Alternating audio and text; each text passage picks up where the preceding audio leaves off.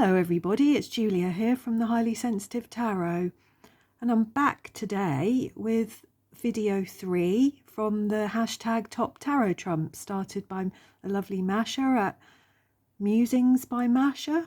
I never feel like I'm pronouncing that correctly, so I am sorry. So this is video 3. This is the High Priestess. We've done the Fool and the Magician. So this is the High Priestess of card number 2, and which is obviously the number of duality. It's associated with the moon, with Isis, with the goddess. What else do I think of with the High Priestess? It's a card of knowledge, isn't it? Instinctual and supernatural, or even secret knowledge.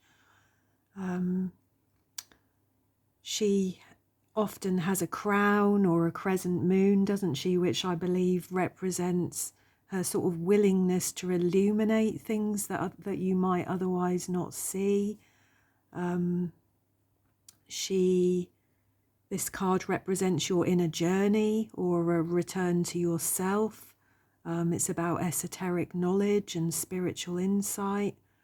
I remember reading in a book, and it stuck with me for a long time, but I remember reading a sentence saying that the High Priestess has visited the land of the dead and returned.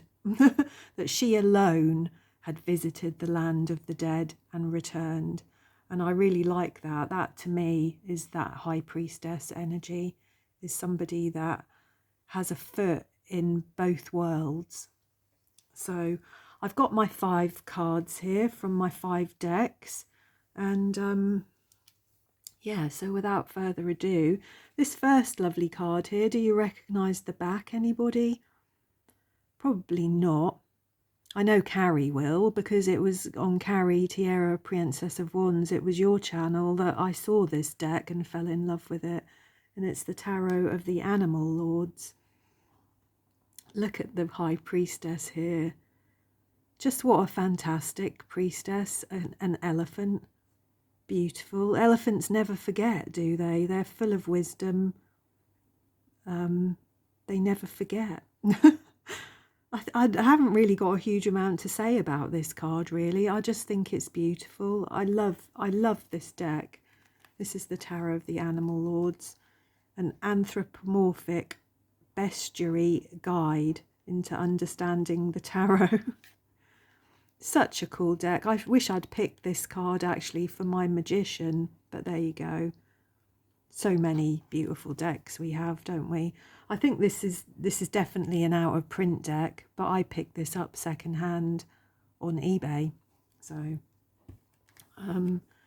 but yeah, there she is wearing a lovely pale blue dress, which you often see in the Rider-Waite-Smith tarot, don't you? I think it's a pale blue dress that the High Priestess wears. She's got her book, she's got her crown, she sat between the 2 trees instead of the 2 pillars. Just lovely, gorgeous. My second card is, well, you all know this one. This is the Forest of Enchantment, isn't it? And I think I saw somebody else choose this card. Who was it? I can't remember. I've watched quite a few videos of people who've done their High Priestess so far. I think, was it Carrie? I don't know. I can't remember.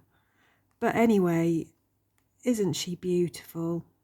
This wise woman energy here, again in her blue dress. She's got lovely purple amethyst colours. So I've got my amethyst here and my moon tablecloth. And she sat between 2 paths, this High Priestess, isn't she? She's got the tree behind her with all the fruits, and she sat between 2 paths, one light and one dark. And she's consulting her bones and feathers and berries and bits, and I just love it. I love to see crone energy in tarot decks. You know, so often we just see young, beautiful faces, don't we? And It's nicer to see older, beautiful faces. So yeah, the wise woman from the Forest of Enchantment. My third card, no, not that one. We will leave that one till last. My third card is this one, which is from the Mystical Cats Tarot. I often have to have a cat tarot card in my favourites of anything, really. And this one is from the Mystical Cats, I think. It's a Llewellyn deck. I don't have the boxes of most of these cards here at the moment. In fact, I don't think I've got the box for this at all anymore. I'm not a big fan of those big Llewellyn boxes. But I love. We've got the grey cat. There's a crescent moon. There's the stars. And she sat in her amethyst cave. I just absolutely love this. Again, there's no real sort of serious explanation for why I love this card. I just love it. It's a cat in an amethyst cave. What's not to love? I'll save that one for last. My next one, I don't know whether any of you will know this tarot deck. It's a relatively new one. I think I bought it last year. It's the Sacred She Tarot.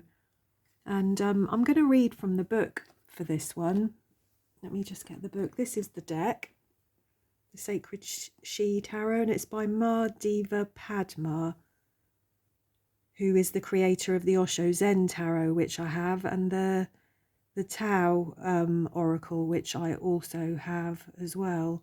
I really, really, really enjoy her work a great deal. This is not a deck I've really worked with a great deal yet. I plan to in the summer, but I have flicked through the deck quite a few times and I've had a good flick through the guidebook. But let's just read what she says about this High Priestess. And it says on the card, the unknowable, and that I love. We've also got that gorgeous amethyst colour here again. We've got the crescent moon, all the things that I really enjoy and associate with the High Priestess. So it says here, enigmatic, shrouded, this presence rests atop a crescent moon, floating between the known and the unknown worlds. As the guardian of secrets and psychic forces, she has heard all the questions that humanity has ever asked, yet she's far too wise to trivialize their queries with answers. Cloaked in an impenetrable veil of mystery, her authority embodies the riddle of life that can never be explained or fully grasped. The crescent moons crowning her denote timeless, intuitive understanding that emanates from deep within the subconscious. It says, when encountering the unknown, remember that existence is unfathomably vast, mysterious, and baffling to the inquisitive mind. In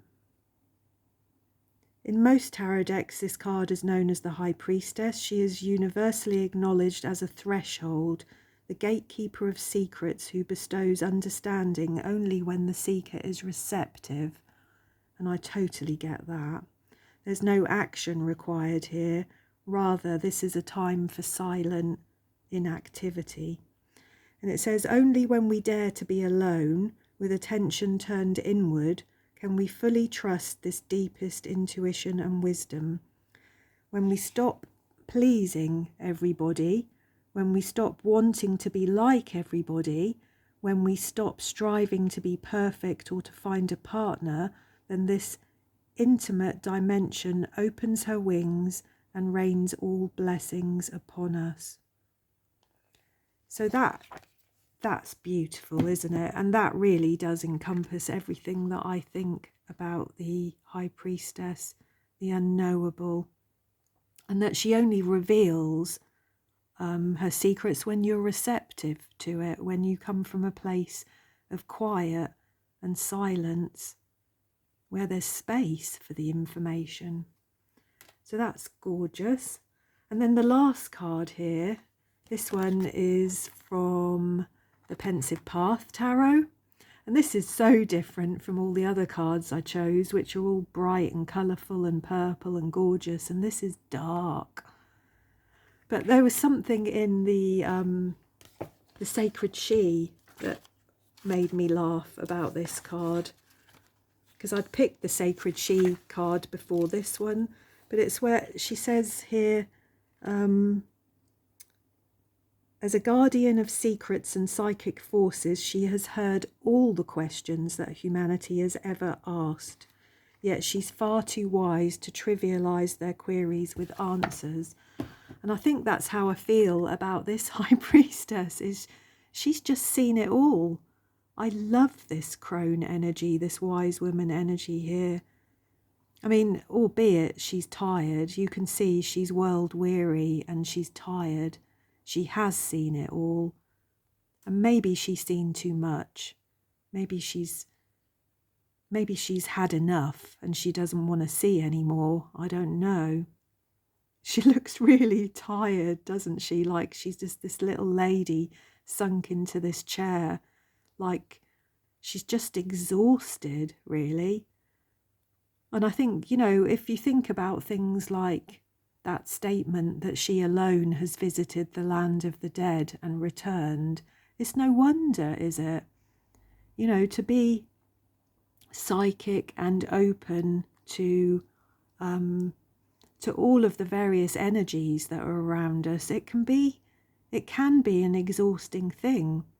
You know, if we don't protect our energy, we don't have boundaries, we don't ground ourselves, if we don't have good practices to